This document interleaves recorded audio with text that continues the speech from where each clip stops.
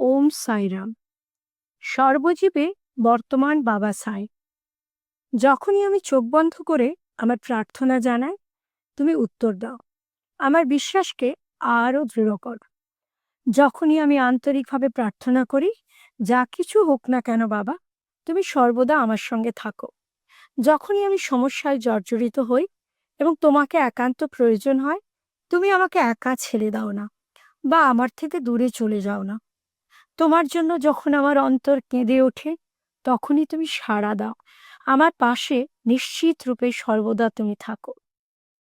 তুমি মহা সমাধি লাভ করলেও আমাদের হৃদয়ের গভীরে চির বিরাজমান। আমরা সর্বত্র তোমার স্বর্গীয় অস্তিত্ব অনুভব করি।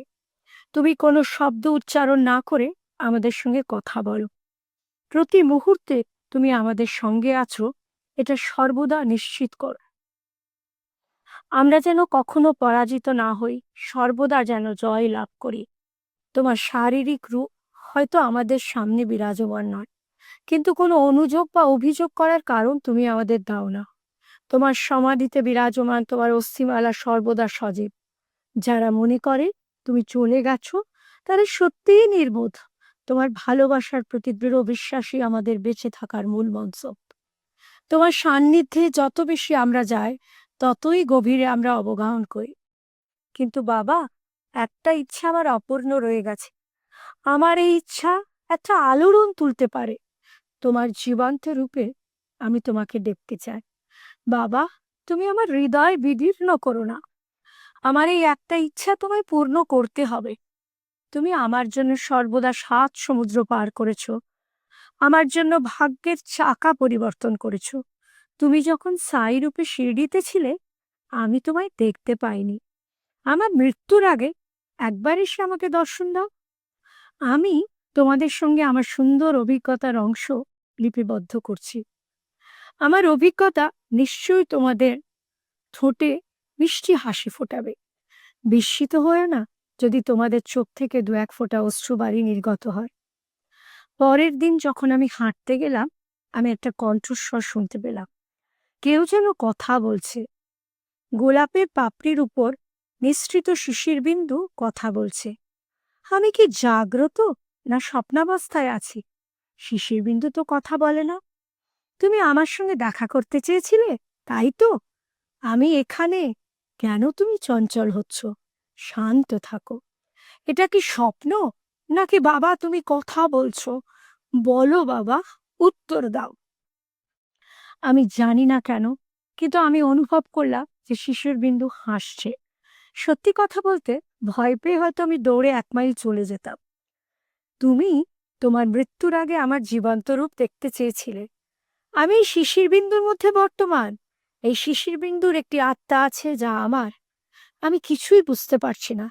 আমি গভীরভাবে চিন্তা করতে লাগলাম। একটা উত্তর এলো। তাকিয়ে দেখো, এই তো আমি। আমি মেঘ। হে ঈশ্বর, এ কার স্বর? আমার পদযুগল কম্পিত হচ্ছিল, তাই আমি সমুদ্র তীরে বসেছিলাম। আমি উপরের দিকে তাকিয়ে দেখলাম, নীল দিগন্তে একটা বিশাল মেঘ। আমার প্রিয় সন্তান, আমি তোমার বাবা। মেঘের টুকরোটি আমার দিকে তাকিয়ে হাসছিল।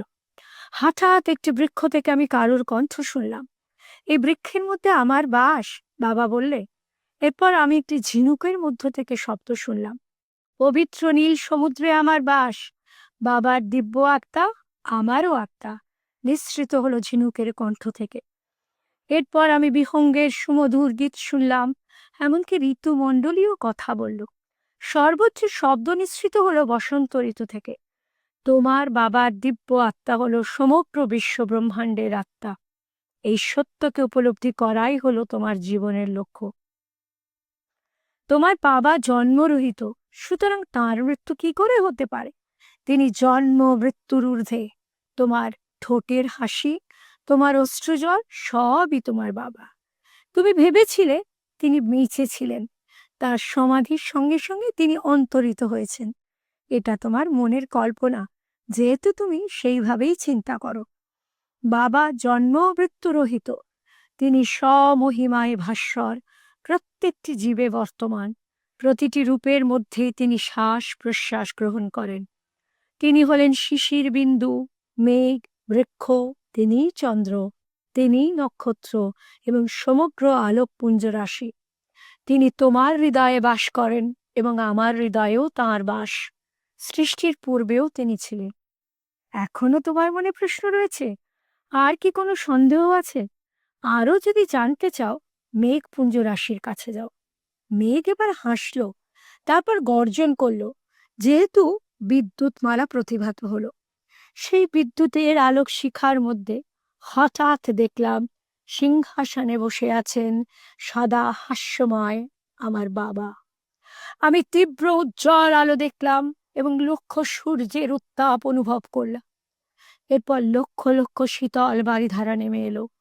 উপরের দিকে তাকাও, তোমার বাবাকে দেখো এবং তোমার মনের ইচ্ছা পূর্ণ করো।